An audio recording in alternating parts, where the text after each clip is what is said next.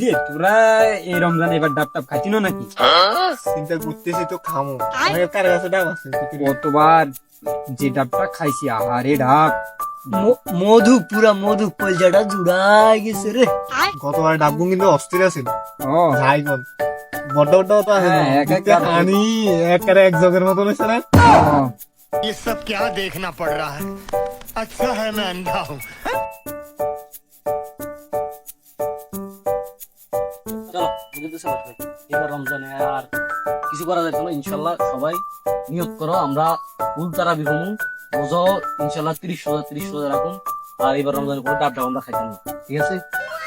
ইনশাআল্লাহ সবাই বদ্ধ হয়ে যাও, এবার রমজান কোনো ডাবটা বুঝতে আর এবার কার কাছে ডাব নাই হতো। হ্যাঁ এটাই থাক। আরে তুমি জানো না মিয়া কি গছ নব মিয়া গো আর জসিম মিয়া গো চার গাছে মিনিমাম 40 ডাব আছে।